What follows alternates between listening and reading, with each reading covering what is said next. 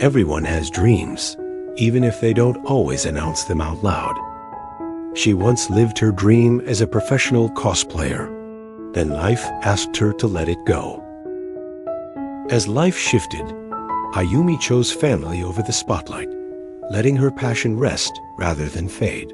Creativity quietly reshaped itself through everyday care. Years later, her son's growing love for photography, especially cosplay, rekindled something familiar, reminding her of the creative spark she once carried and still understood deeply. That day, Ayumi found herself standing in front of her old sewing machine. Her hands rested on the surface, tracing marks left by years of use. The machine was older now, like her, but still familiar. In that moment, the distance between her past and present felt smaller than she expected. Returning to creativity didn't feel like reclaiming something lost. It felt like responding to an invitation. Ayumi realized she didn't need to choose between who she was and who she had become. Both could exist at the same time. Supporting her son didn't require abandoning herself. In fact, it allowed her to reconnect with skills and passions that had quietly shaped her all along. She didn't rush.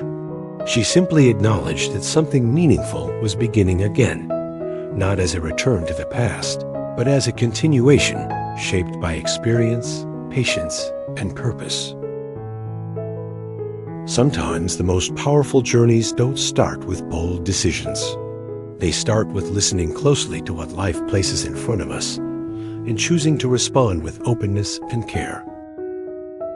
Ayumi quietly returned to sewing, rediscovering her craft without pressure or expectation.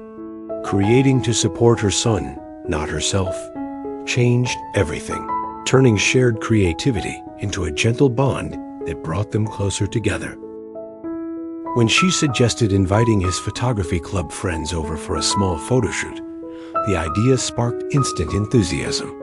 It wasn't framed as anything ambitious or formal, just a chance to experiment, learn, and create together. The day of the photo shoot arrived without ceremony. There were no grand expectations, just curiosity and quiet excitement. The house filled with the soft sounds of conversation. Ayumi stayed mostly in the background, observing how her work came alive through the lens. The session flowed naturally. Mistakes were made, adjustments followed, and laughter filled the pauses. It felt less like a performance and more like a shared learning experience. For Ayumi, this was the most rewarding part. Creativity, she realized, thrives best in environments where people feel safe to explore without judgment.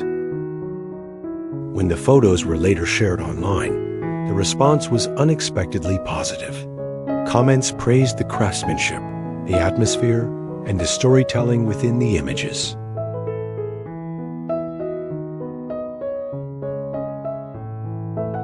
Ayumi didn't seek out the feedback, but her son excitedly shared it with her.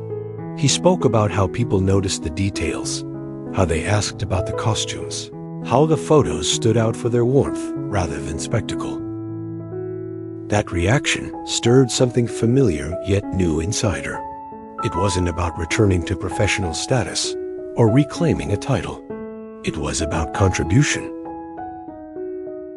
Her creativity had added value to someone else's vision. It had supported learning, collaboration, and expression.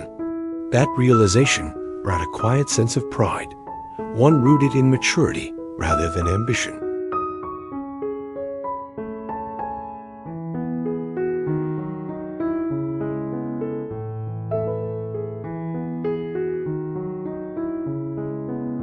As more ideas surfaced, Ayumi found herself planning again, sketching lightly, thinking about possibilities.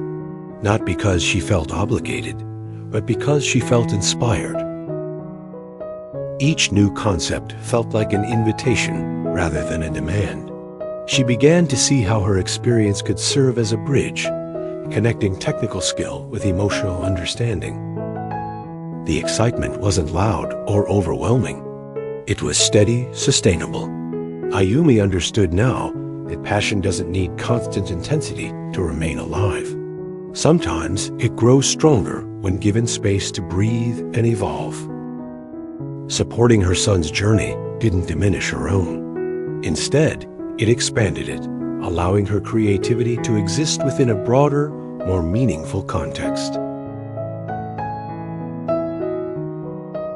In rediscovering her role, Ayumi also rediscovered balance.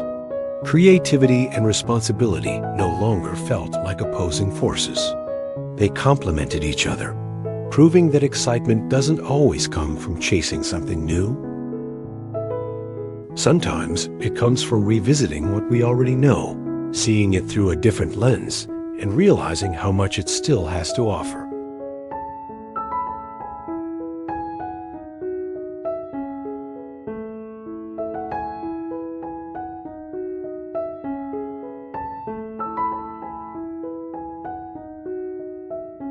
Drama arrived quietly when Ayumi's sewing machine stopped mid-project.